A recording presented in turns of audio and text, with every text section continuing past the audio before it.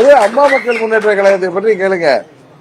அது அதிமுக கூட கிடையாது, எடப்பாடி திராவிட முன்னேற்ற கழகம். ஏன்னா உங்களுக்கு அன்னைக்கே சொன்ன புரட்சி தலைவர் ஆரம்பிச்ச இயக்கத்தோட அடிப்படையே அந்த அவர் ஆரம்பிச்ச அண்ணா திராவிட முன்னேற்ற கழகத்தில் ஒரு சிறப்பான சட்டத்திட்டமே பொதுச் செயலாளர் என்பவர் பதவிக்கு யார் வேண்டுமானாலும் போட்டியிடலாம், அவர்கள் கட்சியின் அடிப்படை உறுப்பினர்களால் தேர்ந்தெடுக்கப்பட வேண்டும் என்கிற விதி. அது புரட்சி தலைவர் ஆரம்பித்து அம்மா அவர்கள் காலம் வரை இருந்த விதி.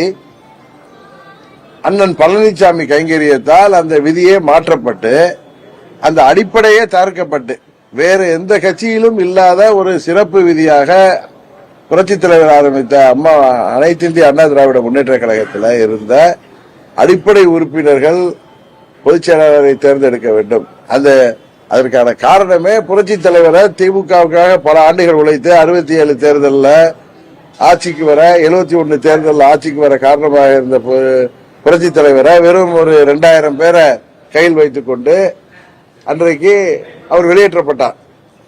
அந்த வழி அவர் வளர்த்தெடுத்த பெருங்கர் அண்ணாவின் இயக்கத்திலிருந்து தன்னை ஆட்சி அதிகாரம் இருக்கின்ற காரணத்தினால் அன்றைக்கு மறைந்த திரு கருணாநிதி அவர்கள் அந்த மாபெரும் தலைவரை, மக்கள் தலைவரை 67 தேர்தல் ஆட்சிக்கு வர முக்கியமாக காரணமாக இருந்தவரை, 71 தேர்தலிலும் ஆட்சிக்கு வர முக்கியமான காரணமாக இருந்தவரை, ஏன் அண்ணா அவர்கள் மறைவுக்கு பிறகு புரட்சி தலைவரின் கண் பார்வை அவருடைய ஆதரவு இருந்த காரணத்தினால்தான் முதலமைச்சராக கருணாநிதி வந்தார் என்பது எல்லோருக்கும் தெரியும்.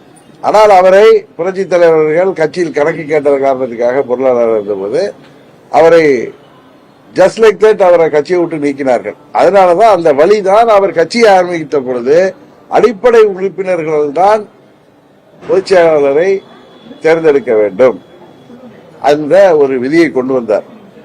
அந்த விதியே தான் புரட்சி தலைவர் கட்சிக்கு சிறப்பு விதி. அதே இன்னைக்கு நீக்கிவிட்ட பிறகு அந்த கட்சி பெயரும் இரட்டை இலை சின்னம் தான் இருக்கு.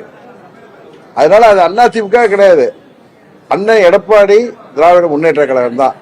தேர்தல் முடிந்த பிறகு புரட்சி தலைவரின் இயக்கம் அம்மா அவர்கள் கட்டி காத்த இயக்கத்தை உறுதியாக பழனிசாமி இந்த தேர்தலோடு அவரது பொதுச் செயலாளர் பதவிக்கு முடிவுரை எழுதப்பட்டு அம்மாவின் தொண்டர்கள் அனைவரும் ஒன்று சேர்ந்து பழைய அதிமுகவை உருவாக்குவதற்கு நாங்கள் உறுதுணையாக இருப்போம்.